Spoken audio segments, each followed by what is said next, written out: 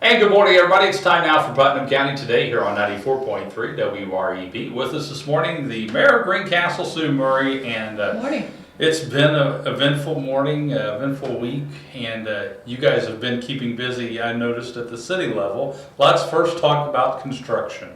I know everybody. We've been talking about it for years, right? Everybody that's on the top of their mind is construction. Okay. First, I want to dispel a rumor Okay. that I keep hearing over and over and over again. Everybody knows we've caused a great deal of inconvenience, not just for the fire department, Right. but for anybody who is trying to cross the midsection of town with the closure of Indiana Street. Right. So the rumor that keeps coming up, and that's not true, is that it's never going to reopen.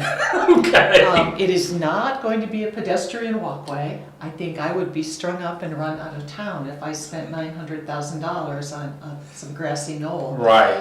But it is a road that's going to be reconstructed, and if you've seen it, there are huge junction boxes that are like 3 feet Oh, yeah. by 3 feet and 24-inch pipe, because we have a real problem with stormwater in that Right. area. And so what we're trying to do is reconstruct the road to continue to move the stormwater to the west.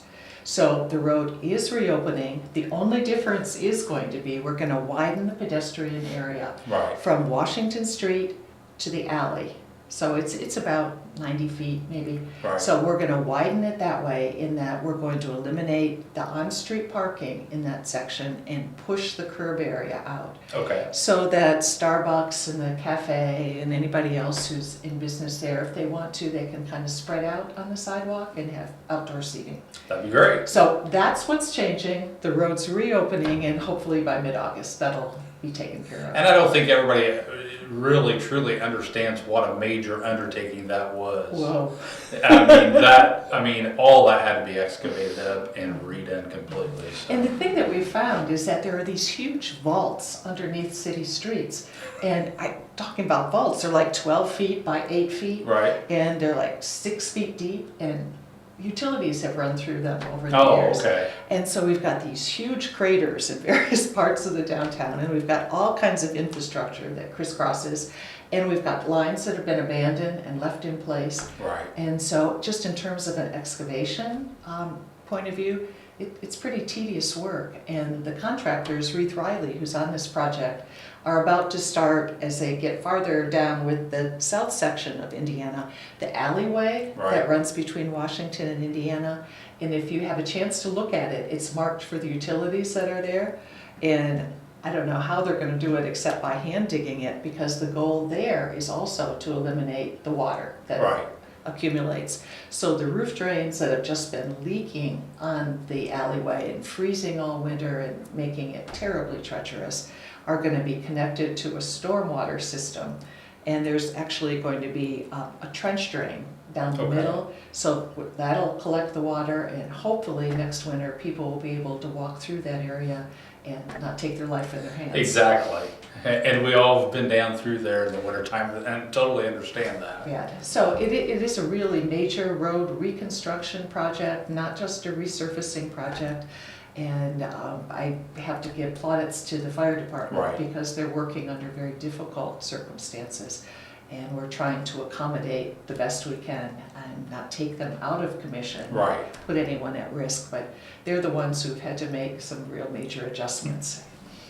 Well, let's talk a little bit about the facade program. I noticed, as you drive downtown, that's back in full swing now that the weather's better. Full swing, and hopefully soon to finish this first phase. There are some people who had a hard time making up their minds in terms of what color awnings they Right. wanted and those kinds of things. But the contractor tells us everything is here virtually, Okay. except for some of the late orders. So if the weather stays in a positive vein and not too much rain, then we should be able to wrap that up quickly and then start talking about the second round. All right. Well, sounds great. What other construction projects is going on right now? Well, I think everybody is very much aware of, we're continuing the engineering for South Street Mhm. project, and that NDOT has got a schedule on that that'll have it constructed in 2016. We have our usual road and sidewalk projects. Right. ADA ramps will be going on, and those will be going out to bid soon. We have the owner-occupied rehabilitation project that's going to be happening. We've got a major project on Manhattan Road that's gonna be going Right. out to bids, which will affect you and your commute a little bit for Exactly. a while. We also have some projects going on with second floor lofts, and we're working through that, so. Okay. There's still a lot to come, but I know this Indiana street disruption probably has affected an awful lot of people, more than some of the others. Exactly. All right, well, of course, we've got a council meeting coming up tonight, and I guess give us a kind of preview what's coming up soon. Well, the weather's getting nice outside, so Right. people want to have 5K walks and runs. Exactly. So we talk about a couple of those. We're going to talk about the fair parade Okay. and talk about construction. The school corporation is going to be doing a repaving project on their parking lots, Right. which is where they typically stage for the fair parade. So if all goes according to schedule, it should work out just fine. So Okay. what we're going to talk tonight about is a contingency. What if they don't get that project finished in Right. time? So fair parade we'll be talking about a little bit. We were going to be talking about the switch from the Greencastle Housing Authority to a Putnam Right. County Housing Authority. But we ran into some difficulty in terms of how the public notice for a public hearing was handled, and it just was kind of confusing as the executive director at the Housing Authority left. And Right. so just a little bit of confusion. So that's not going to be on. It's going to Okay. be coming up at our next meeting. We'll make that official transfer to be able to better serve the needs of all of Putnam County Right. and the voucher program. What we will be talking about is appointments for the council. We've got a school board appointment Right. that needs to be made at our June meeting. So we closed applications on that on Friday at 5 o'clock. So the council will decide when they'll want to do interviews Right. before they make their decision. And they have also an appointment to the Sustainability Commission Right. that they need to decide on tonight. All right. Now let's shift gears and kind of go back outside a little bit. Farmers Market had their opening. They did. How did it go? 2 weeks into it. Spring was a little late. Exactly. So the produce is, it runs out early right now. Right. So we're looking forward to that changing. But I think what people have been excited about is they're back at the market. Sure. So folks are coming down and visiting and meeting the neighbors they haven't seen for a while. And we've got some wonderful vendors who are out there, Right. who aren't totally dependent on the weather. And so they have been available. We've had some great music. We had the Fifth House was there on Saturday Right. morning. So we've got wonderful entertainment, a lot of enthusiasm, a lot of great vendors, and we'll certainly hope people will be coming down. And that brings us to a lot of different things that are coming up this summer outside. Probably the big event, the main event, if you want to call it Celebrate 4 Celebrate. in the park. But we have Park Fest coming up. Mhm. Parks and Recreation Department always has A programs. lot of going on. programming. We've got Wednesday night music at Golden Right. Church. So we've got a lot of musical entertainment going on, some wonderful, wonderful first-rate opportunities. We had one of those yesterday. Right. Fifth House did their harvest conclusion of Putnam County and Right. remembrances of Greencastle and Putnam County.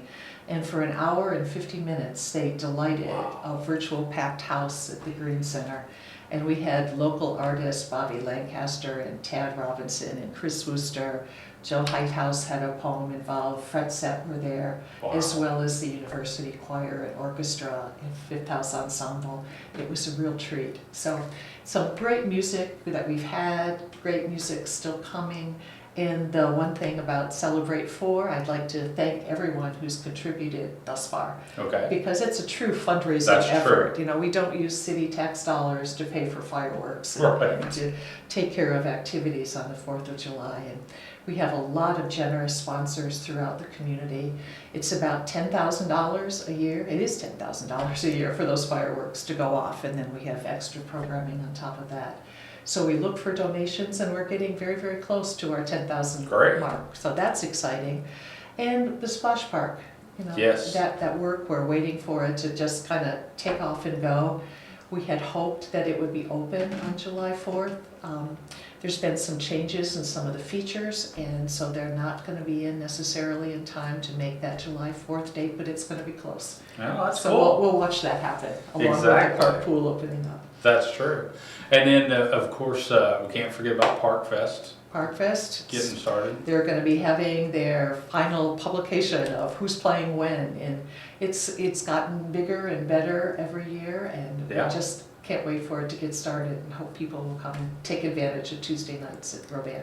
Now, one thing I did want to point out too, before we let you go, people always wanting to know what is there to do in Greencastle and Putnam County. One of the best places is the website the city has, right? Right, the website, it's a new work in progress, and we're getting the ability to take more and more opportunities in from the outside and put them on the calendar, and people can search for events, and hopefully, not only if they want to go to just Park and Rec events, can they pull down anything that's happening, but Right. things that are happening throughout Greencastle and Putnam County. And I've noticed too that there's some talk about letting people add their own events. We're getting closer to that. I think what we're doing, they can add them right now, and then they go through a screening kind of Right. process.